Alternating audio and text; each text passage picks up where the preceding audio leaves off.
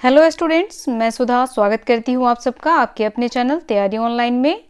आज है 9 जनवरी 2021 और 9 जनवरी 2021 से करंट अफेयर्स के जितने भी क्वेश्चंस बन सकते हैं सारे हम इस वीडियो में डिस्कस करेंगे और सभी क्वेश्चन मोस्ट इम्पॉर्टेंट है, तो आप इस वीडियो को एंड तक देखें। साथ ही इससे रिलेटेड फैक्ट्स भी जानेंगे। तो चलिए स्टार्ट करते हैं। फर्स्ट क्वेश्चन हमारा है, हाल ही में अखिल भारतीय तकनीकी शिक्षा परिषद से जयपुरिया के कितने संस्थानों को ऑटोनॉमी की मान्यता मिली है? तो कितने संस्थानों को मिली है? 3 संस्थानों को। अब यहाँ देखिए, अखिल भारतीय तकनीकी शिक्षा परिषद, इसका गठन कब हुआ था? तो इसका गठन हुआ था 1945 में। और इसका मुख्यालय कहाँ है? तो इसका मुख्यालय है न्यू दिल्ली। नई दिल्ली अखिल भारतीय तकनीकी शिक्षा परिषद का मुख्यालय है। अखिल भारतीय तकनीकी शिक्षा परिषद के अध्यक्ष हैं अनिल डी सहस्रबुद्धे, ये हैं इसके अध्यक्ष। चलिए और इम्पोर्टेंट पॉइंट्स देख लें इससे रिलेटेड। तो देखिए, सही उत्तर हो गया 3 संस्थानों। हाल ही में अखिल भारतीय तकनीकी शिक्षा परिषद AICTE से जयपुरिया के 3 संस्थानों, जयपुरिया इंस्टीट्यूट ऑफ मैनेजमेंट, 2 अन्य कैंपस जयपुरिया नोएडा और जयपुरिया जयपुर को ऑटोनॉमी की मान्यता मिल गई है। जबकि इससे पहले Jaipuria institute of management Lucknow को यह प्रतिष्ठित सम्मान प्राप्त हुआ था। तो सबसे पहले किसे मिला था? लखनऊ को। और उसके बाद किसे मिला है? तो अभी मिला है नोएडा और जयपुर को।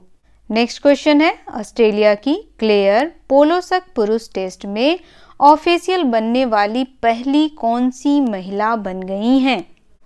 तो इसका सही उत्तर हो जाएगा, वह पहली महिला बनी है। चलिए इनसे रिलेटेड इंपॉर्टेंट पॉइंट्स देखें। तो यहाँ देखिए, सही उत्तर हमारा है पहली। भारत और ऑस्ट्रेलिया के सिडनी में शुरू हुई तीसरे टेस्ट मैच के लिए ऑस्ट्रेलिया की क्लेयर पोलोसक को अंपायर नियुक्त किया गया, जिसके साथ वे पुरुष टेस्ट में ऑफिशियल बनने वाली पहली महिला बन गई हैं। कौन बनी है पहली महिला? Clear Polosak. साथ ही पुरुष वनडे में एम्पायरिंग करने वाली पहली महिला भी हैं। ये हैं क्लेयर पोलोसक। यह पहली महिला हैं जो पुरुष वनडे में एम्पायरिंग करेंगी। नेक्स्ट क्वेश्चन हमारा है, निम्न में से किस राज्य सरकार ने एवियन इन्फ्लुएंजा वायरस के बढ़ते प्रकोप देखते हुए आपदा घोषित किया? तो किस राज्य ने किया है? केरल राज्य ने किया है। एवियन इन्फ्लुएंजा वायरस, यह वायरस मुख्य रूप से बर्ड्स में पाई जाती है। देखिए, इस वायरस को हम कहते हैं H5N1। यह बर्ड से ह्यूमन को होता है और ह्यूमन टू ह्यूमन को भी यह इन्फेक्टेड करता है, एवियन इन्फ्लुएंजा वायरस। सही उत्तर है केरल सरकार। केरल सरकार ने हाल ही में एवियन इन्फ्लुएंजा वायरस के बढ़ते प्रकोप देखते हुए आपदा घोषित किया है।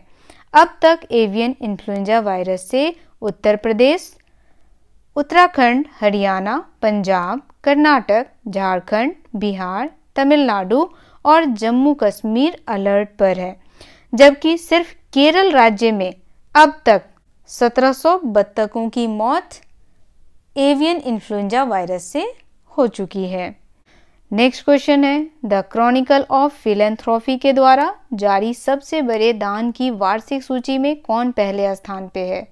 तो देखिए, पहले स्थान पे हैं जेफ बेजोस। यह द क्रॉनिकल ऑफ फिलैंथ्रोपी के द्वारा जारी सबसे बड़े दान की वार्षिक सूची में पहले स्थान पे हैं। अब देखिए, द क्रॉनिकल ऑफ फिलैंथ्रोपी क्या है? तो यह एक पत्रिका है। यह पत्रिका परोपकार की गैर लाभकारी दुनिया को कवर करती है। इसकी स्थापना कब हुई? तो द क्रॉनिकल ऑफ फिलैंथ्रोपी की स्थापना 1988 में हुआ। इसका मुख्यालय वॉशिंगटन DC है। इसके संस्थापक स्टेसी पाल्मर हैं। चलिए इससे रिलेटेड कुछ और पॉइंट्स देख लें। तो देखिए, हमारा सही उत्तर है Jeff Bezos. The Chronicle of philanthropy के द्वारा जारी सबसे बड़े दान की वार्षिक सूची में अमेजन के जेफ बेजोस ने वर्ष 2020 में जलवायु परिवर्तन से मुकाबले के लिए 10 अरब डॉलर का दान करते हुए इस सूची में पहला स्थान हासिल किया है, जबकि फिल नाइट और उनकी पत्नी पेनी ने इस सूची में दूसरा स्थान हासिल किया है। आपको यह भी ध्यान रखना होगा कि दूसरा स्थान किसे दिया गया है, तो फिल नाइट और उनकी पत्नी पेनी को दिया गया है।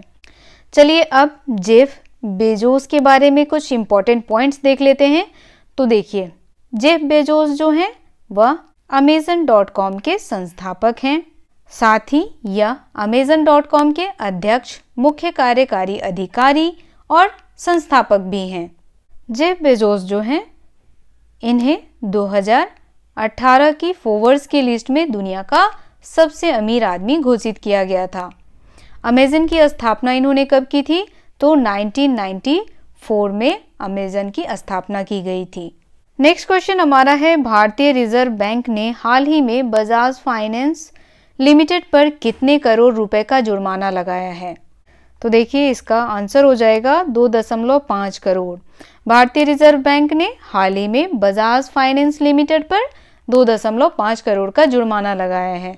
चलिए इससे रिलेटेड इंपॉर्टेंट फैक्ट्स देखें। तो यहाँ देखिए, सही उत्तर हो गया हमारा 2.5 करोड़ रुपए। भारतीय रिजर्व बैंक आरबीआई ने हाल ही में रिकवरी व कलेक्शन प्रक्रियाओं समेत विभिन्न निर्देशों का उल्लंघन करने पर बजाज फाइनेंस लिमिटेड पर 2.5 करोड़ रुपए का जुर्माना लगाया है। नेक्स्ट क्वेश्चन है, प्रधानमंत्री नागरिक सहायता और पीएम केयर्स फंड से कितने PSA medical oxygen generation plants के लिए राशि आवंटित की गई है। तो कितने मेडिकल ऑक्सीजन जनरेशन प्लांट्स के लिए की गई है, तो 162 प्लांट्स के लिए किया गया है। चलिए देखते हैं कितना राशि आवंटित किया गया है इसके लिए। तो यहाँ देखिए, सही आंसर हमारा है 162 प्लांट। प्रधानमंत्री नागरिक सहायता और आपात राहत कोष से देश के कई राज्यों के स्वास्थ्य केंद्रों में 162 PSA medical oxygen generation plants को लाया गया है, जिसके लिए 201.58 करोड़ रुपए आवंटित किए गए हैं। इस प्लांट्स के लगने से पब्लिक हेल्थ सिस्टम मजबूत होगा और ऑक्सीजन की उपलब्धता रहेगी।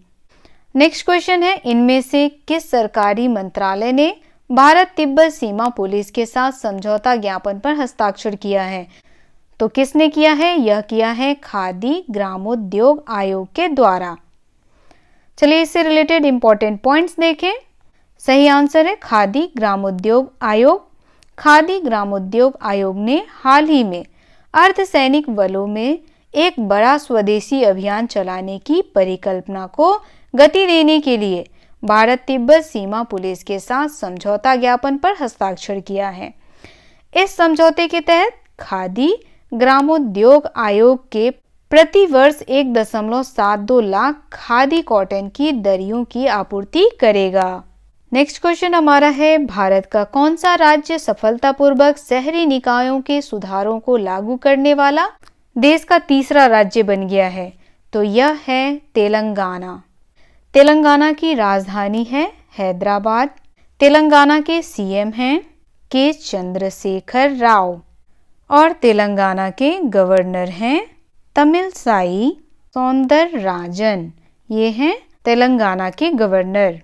चलिए इससे रिलेटेड इंपॉर्टेंट पॉइंट्स देखें। तो देखिए, यहाँ पे सही आंसर हमारा है तेलंगाना। भारत का तेलंगाना राज्य सफलतापूर्वक शहरी निकायों के सुधारों को लागू करने वाला देश का तीसरा राज्य बन गया है। इस सुधारों को लागू करने के साथ तेलंगाना राज्य खुले बाजार से उधारी लेने का पात्र बन गया है और अब राज्य इस सुविधा के जरिए 2508 करोड़ रुपए का कर्ज ले सकेगा। इससे पहले आंध्र प्रदेश और मध्य प्रदेश अपने यहाँ शहरी निकायों के सुधार लागू कर चुके हैं। तो देखिए, सबसे पहले आंध्र प्रदेश में किया गया और दूसरे स्थान पे है मध्य प्रदेश और तीसरे स्थान पे है तेलंगाना। अगला प्रश्न है, भारत में कितने करोड़ निवेश करेगा सैप। तो देखिए, सैप जो है वह भारत में 500 करोड़ रुपए का निवेश करेगा। चलिए इससे रिलेटेड फैक्ट्स देखें।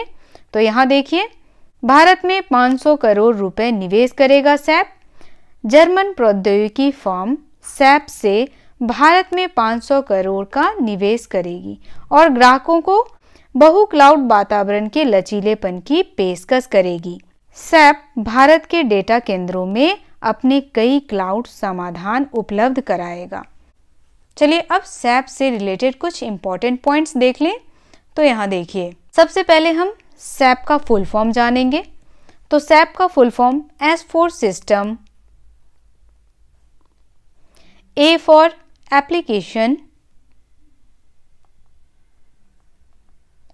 And P for product. SAP की स्थापना जर्मनी में हुई थी। कब हुई थी?